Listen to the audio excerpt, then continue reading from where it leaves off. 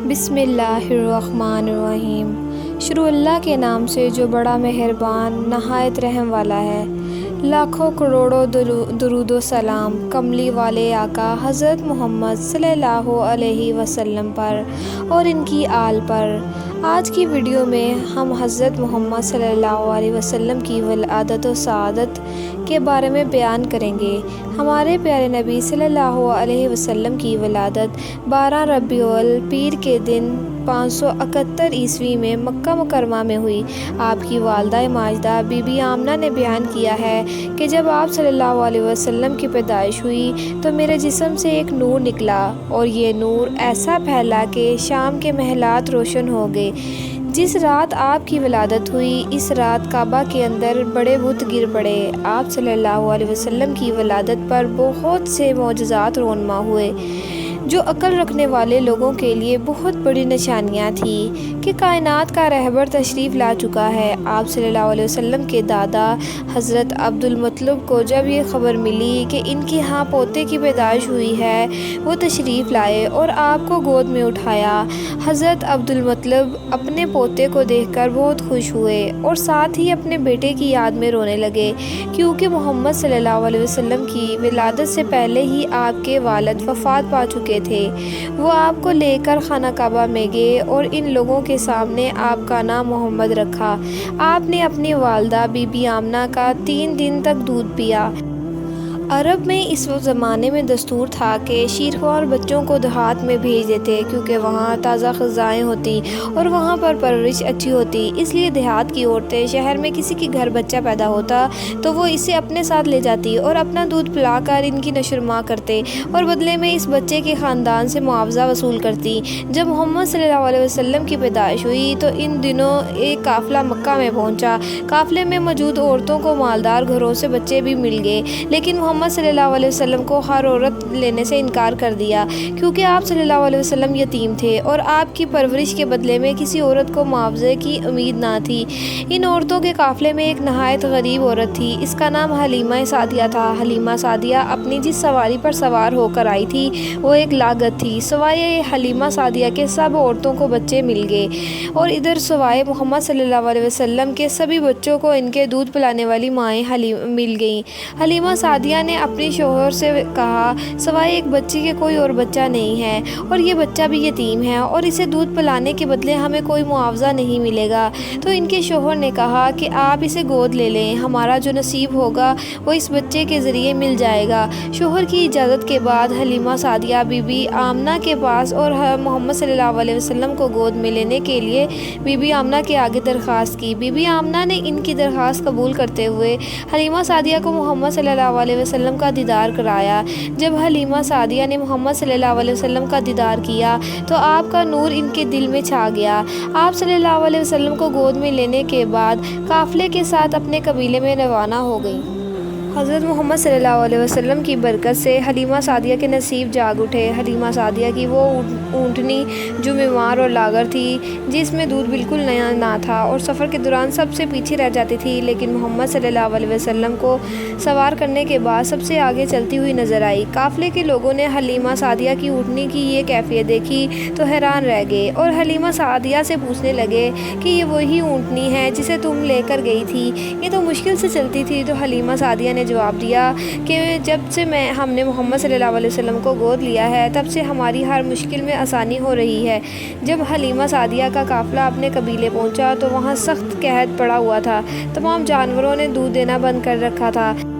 جب حضرت محمد صلی اللہ علیہ وسلم حلیمہ سعدیہ کے گھر آئے تو حلیمہ کی وہ بکریاں جو دودھ دینا بند کر چکی تھی وافر مقدار میں دودھ دینا شروع ہو گئیں۔ حلیمہ سعدیہ کی بکریاں شام کو واپس آتی تو ان میں وافر مقدار میں دودھ ہوتا۔ محمد صلی اللہ علیہ وسلم کی آمد کے بعد بی بی حلیمہ کے گھر اور مال میں خیر و برکت میں اضافہ ہو گیا۔ محمد صلی اللہ علیہ وسلم کی زندگی کے پہلے 2 سال حلیمہ سعدیہ کے گھر میں گزرے۔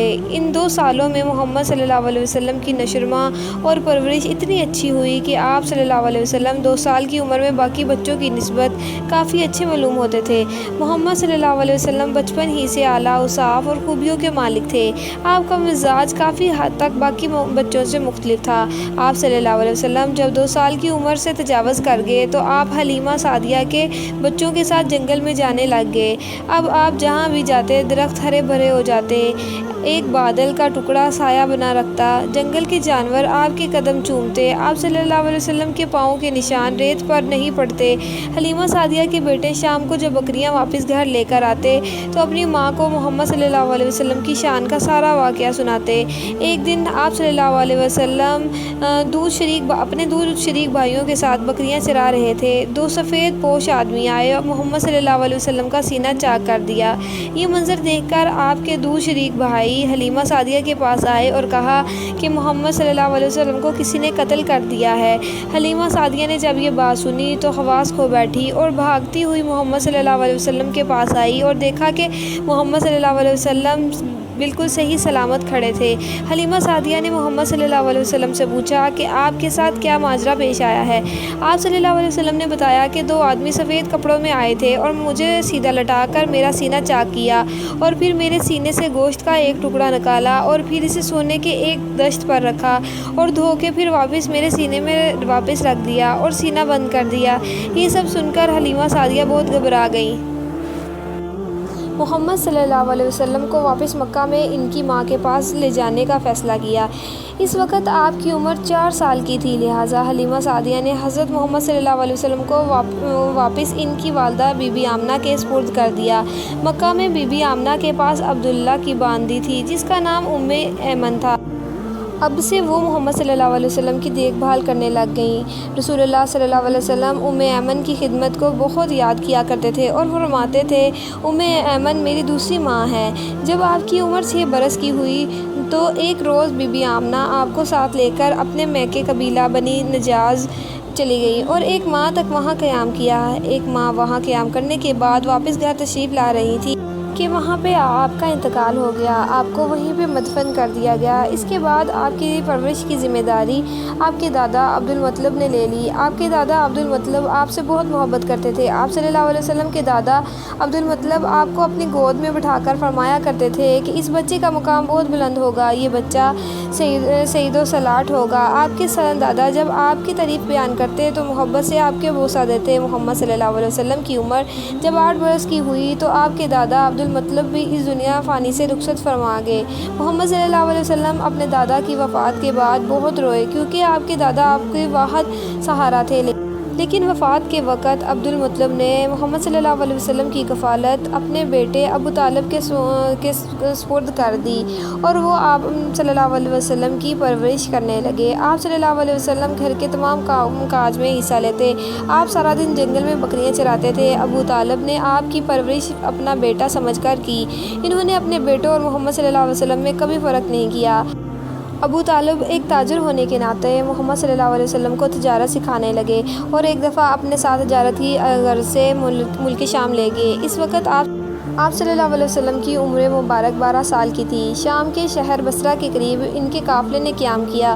جہاں قافلے نے قیام کیا وہاں ایک راہب رہتا تھا جس کا نام بحیرہ تھا۔ بحیرہ نے دیکھا کہ جس درخت کے نیچے قافلے نے ٹھہراؤ کیا ہے اس درخت کی ٹہنیاں خود بخود جھک رہی ہیں۔ آسمان کی طرف دیکھا تو ایک بادل کا ٹکڑا قافلے میں موجود تھا، 12 سال کے لڑکے پر سایہ کیے ہوئے تھا۔ بحیرہ ایک دانشور عالم اور راہب تھا، یعنی اس نے اب تک نازل ہونے والی آسمانی کتابوں کا علم حاصل کر رکھا تھا۔ اسے پتا تھا کہ اللہ کا ایک نبی آئے گا۔ بحیرہ محمد صلی اللہ علیہ وسلم کو دیکھ کر سمجھ گیا کہ یہ وہی نبی ہے جس کی بشارت آسمانی کتابوں میں ہے۔ مزید یہ کہ بحیرہ کو علم تھا کہ یہودیوں کو پتہ ہے کہ اللہ کا ایک نبی آنے والا ہے، کیونکہ یہودیوں کے دین میں اللہ کے ایک نبی کی بشارت تھی، اور یہ بھی کہ اللہ کا یہ نبی یہودیوں کے دین کو ختم کر دے گا، اس لیے یہودی اس نبی کی تلاش میں تھے تاکہ اس کو ختم کر دیا جائے۔ بحیرہ نے ابو طالب سے کہا کہ یہ وہی بچہ ہے جس کا ذکر آسمانی کتابوں میں موجود ہے، اس لیے اسے ملک شام لے جاؤ، کیونکہ یہودی ان کے دشمن ہیں، انہیں واپس مکہ بھیج دو اور مکمل نگرانی کرو۔ چنانچہ ابو طالب نے اپنے چند ساتھیوں کے ساتھ آپ صلی اللہ علیہ وسلم کو واپس بھیج دیا۔ ابو طالب کا محمد صلی اللہ علیہ وسلم کے بارے میں بیان ہے کہ آپ نے کبھی کوئی جھوٹ نہ بولا، نہ کوئی بیہودہ بات کی، نہ کوئی کسی کو تکلیف دی۔